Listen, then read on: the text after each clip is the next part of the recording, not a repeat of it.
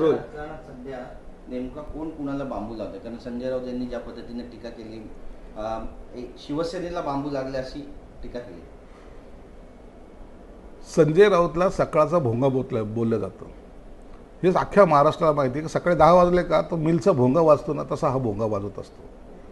आणि म्हणून मुख्यमंत्र्यांनी जे काही बांबूचं उदाहरण दिलं होतं ते इतर माध्यमातून होतं, पण ह्यांना ते टोचलं.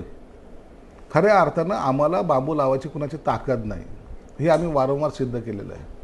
म्हणून खऱ्या अर्थानं काँग्रेसने आणि राष्ट्रवादी शरद पवारांच्या पक्षाने या उबाठा गटाला लावलेला मोठा बांबू आहे. आणि त्या बांबूचा त्रास यांना होत असल्यामुळं आता हे आरडत फिरतायत, बोंबलत फिरत आहेत. परंतु तो बांबू आता यांचा जो लावला आहे तो कधी निघणार नाही असं एकंदरीत चिन्ह आहे. सर, अर्बन नक्सल बद्दल जी माहिती समोर येते त्यामध्ये आता नोटीस पाठवण्यात आली मुख्यमंत्र्यांना सर्वोदयकडून, काय म्हणतात? सर्वोदयला काय माहिती आहे नक्षलवादाबद्दल? कधीतरी असं जर नोटिसी जे पाठवत आहेत लिगली नोटीस, त्याला कवडीची किंमत नाही आहे त्या नोटिसीला.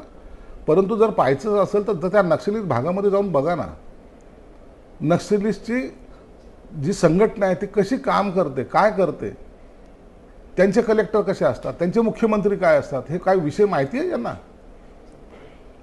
एक सरकारच्या पॅरलल सरकार चालवण्याची ताकद ते नक्षलिस्ट ठेवत आहेत आणि ती ताकद तोडायचं काम सरकार करत आहे. त्यावेळेला त्यांना सपोर्ट केला पाहिजे. या NGOच्या माध्यमातून असेल का अनेक इतर माध्यमातून असेल, ते नक्षलिस्ट आज अनेक ठिकाणी सापडत आहेत, त्यांना पकडलेसुद्धा गेलेलं आहे.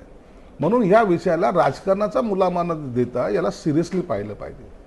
अनेकांचे जे जीव गेले, जे पोलीस बांधव आहेत, जे त्याच्या चकमकीमध्ये मारल्या जातात, त्यांचे कुटुंब उद्ध्वस्त होतात. अशा वेळेला ह्या गोष्टीकडे राजकारणाच्या दृष्टिकोन जे पाहतायत त्यांना मी सांगेल, जर तुम्हाला अनुभवायचं असेल तर एकदा जा त्या पोलिसांकडून विचारा की काय माहिती याच्याबद्दलची. उगाच एखाद्याला नोटीस पाठवून आपण काहीतरी वेगळं करतोय, हा जो आविर्भाव तुम्ही करतायत, मला वाटतं हे सगळ्यात मोठी चूक आहे आणि ही महाराष्ट्रात नाही तर देशासाठी सुद्धा घातक आहे. अशा वेळेला जे सत्ताधारी आहेत किंवा जे सरकार काम करते त्या पोलिसाला आपण पाठबळ देणं हे आपलं काम असलं पाहिजे. पुण्यात नव्याने पुन्हा एका ड्रग्स घेताना तरुण तरुणी पाहताना मिळतात आणि याच संदर्भात सुषमा अंधारे असतील, ते सुषमा अंधारे यांना शंभूराज देसाई यांवरती अनेक आरोप लावताना पाहायला मिळतात. अहो, हे आरोप करणाऱ्याला आम्ही कवडीची किंमत देत नाही, परंतु ड्रग्स हे प्रकार इथं वाढू नये यासाठी सरकार जरूर काळजी घेते. तुम्ही गेल्या 3 महिन्याचा जर आलेख पाहिला तर अनेक ड्रग्सच्या ठिकाणी छापे टाकलेले आहेत. जे लोक ड्रग्स सप्लाय करतात, पहिलं सेंटर त्यांनी पंजाबला केलं होतं, दुसरं सेंटर आता महाराष्ट्राला करायच्या मनस्थितीत ते आहेत. म्हणून त्यांच्यावर कारवाई हे सरकार कडकपणे करायला सुरुवात केलेली किंवा करतंय.